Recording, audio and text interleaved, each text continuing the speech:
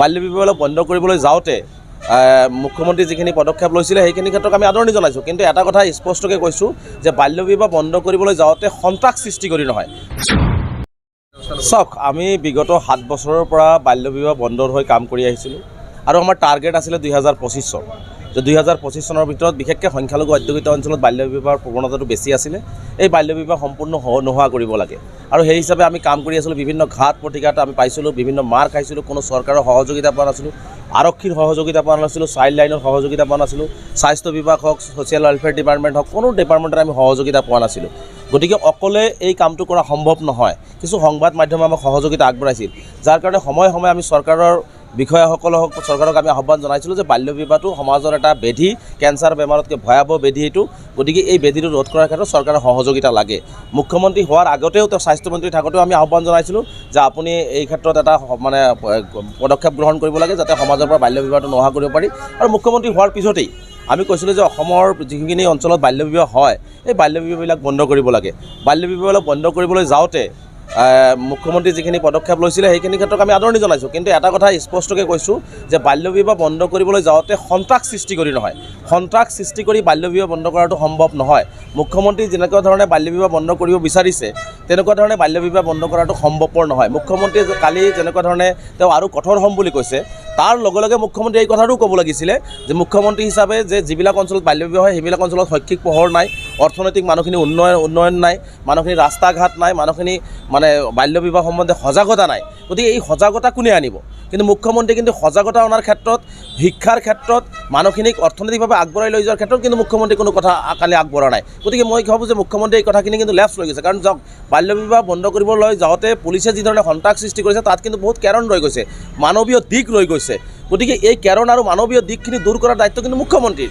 গতিকে মুখ্যমন্ত্ৰী হিচাপে কালি কিন্তু মানৱীয় দিশসমূহ আৰু যিখিনি কেৰণ ৰৈ গ'ল, কাৰণ যিটো মানুহৰ যিটো ধাৰা লগাব লাগে, য'ত পস্ক লগাব লাগে তাত পস্ক নলাগে, য'ত লগাব নালাগে তাত লগাই দিছে। গতিকে এনেকুৱা ধৰণে এটা সন্ত্ৰাস পুলিচে কিন্তু চলাই আছে। গতিকে এই ক্ষেত্ৰত মুখ্যমন্ত্ৰী কি কঠোৰ স্থিতি গ্ৰহণ কৰিছে এই কথাটো মুখ্যমন্ত্ৰী কিন্তু স্পষ্ট কৰিব লাগিব।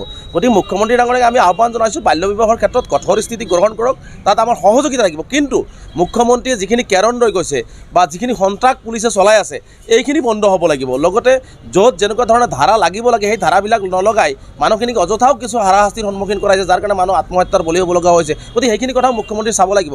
লগতে সমান্তৰালভাৱে যেনেকুৱা ধৰণে কঠোৰ হ'ব সেনেকুৱা ধৰণে মৰম দিব লাগিব। আইন জোৰ জবস্তি মানুহৰ গাত লগাই দিলে কিন্তু বাল্য বিবাহ সমস্যাটো সমাধান নহয়। মুখ্যমন্ত্ৰীয়ে প্ৰথমতে পদক্ষেপ লওক, শিক্ষাৰ সজাগতা সৃষ্টি কৰক, বাল্য বিবাহ সম্বন্ধে সজাগতা সৃষ্টি কৰক। বাল্য বিবাহ হ'লে মানুহৰ কি অসুবিধা হয়, কি বেমাৰ হয়, কি প্ৰব্লেম সৃষ্টি হয় এইখিনি কৰক। মানুহখিনি অৰ্থনৈতিকভাৱে দুৰ্বল হ'লে মানুহ ছোৱালী বিয়া দিয়াৰ ক্ষেত্ৰত কি ব্যৱস্থা লয়, গতিকে সেই মানুহখিনি অনগ্ৰসৰ মানুহখিনি কেনেকৈ আগলৈ আনিব পাৰি তাৰ ব্যৱস্থা গ্ৰহণ কৰক। স্বাস্থ্য বিভাগ, social welfare department, child line সকলোকে সজাগ কৰক, জিলা প্ৰশাসনক সজাগ কৰক, যাতে মানুহৰ মাজত বেছিকৈ আইন আৰু আদালত বা লাঠি কমকৈ লগাই যাতে মানুহখিনিৰ মাজত সজাগতা বেছিকৈ বৃদ্ধি কৰি মানুহখিনিক আগবঢ়াই লৈ আহিলে মই ভাবোঁ বাল্য বিবাহ শেষ হ'ব। মুখ্যমন্ত্ৰী কিন্তু এইখিনি ক্ষেত্ৰত গুৰুত্ব দিয়া নাই। মুখ্যমন্ত্ৰী এইখিনি ক্ষেত্ৰত বেছিকৈ গুৰুত্ব দিবৰ কাৰণে মুখ্যমন্ত্ৰীক আহ্বান জনাইছোঁ। চাওক, আমি বাৰে বাৰে সংবাদ মাধ্যমত কৈছোঁ ভাল কামক ভাল বুলি ক'ব লাগিব। আমি সংবাদ মাধ্যমৰ জৰিয়তে কৈছোঁ যে মুখ্যমন্ত্ৰীয়ে বাল্য বিবাহ বন্ধৰ ক্ষেত্ৰত পদক্ষেপ গ্ৰহণ কৰিছে, এইটো আমি আদৰণি জনাইছোঁ। কিন্তু বাল্য বিবাহ বন্ধ কৰিবলৈ যাওঁতে যি ধৰণৰ অসুবিধাৰ সন্মুখীন হৈছে, যি মানৱীয় দিশবিলাক আহিছে, যিখিনি ত্ৰুটি ৰৈ গৈছে সেইখিনি শুধৰণি কোনে কৰিব? সেইখিনি মুখ্যমন্ত্ৰী কৰিব লাগিব, গৃহ বিভাগে কৰিব লাগিব। গতিকে সেইখিনি দায়িত্ব মুখ্যমন্ত্ৰী ল'ব লাগিব। গতিকে মুখ্যমন্ত্ৰী হিচাপে ভাল কামক আমি সদায় আদৰণি জনাম আৰু আদৰণি অসমৰ সংখ্যালঘু সমাজেও আদৰণি জনাইছে, অসমৰ বিভিন্ন ৰাজনৈতিক নেতাবিলাকেও আদৰণি জনাই আছে যে বাল্য বিবাহ বন্ধ হ'ব লাগে। কিন্তু বাল্য বিবাহ বন্ধৰ নামত যাতে অযথা সাধাৰণ নাগৰিকে হাৰাশাস্তিৰ সন্মুখীন নহয়, অযথা বিভিন্ন মানুহে যাতে বিভিন্ন আইনৰ মেৰপাকত, য'ত আইনী মেৰপাকত পৰিব নালাগে সেইবিলাক আইনৰ মেৰপাকত যাতে নপৰে তাৰ কাৰণে দৃষ্টি ৰাখিব লাগিব। আৰু বিশেষকৈ সজাগতা, শিক্ষা আৰু অনগ্ৰসৰ অৰ্থনৈতিকভাৱে অনুন্নয়ন মানুহখিনিক আগবঢ়াই লৈ আহিব লাগে। সেইকাৰণে কৈছোঁ আইন আৰু লাঠিৰ যিমান ব্যৱহাৰ কৰিব তাতকৈ বেছি ব্যৱহাৰ কৰিব লাগিব সজাগতা আৰু উন্নয়ন আৰু মানুহখিনিক মৰম। গতিকে তেনেহ'লেহে বাল্য বিবাহবিলাক বন্ধ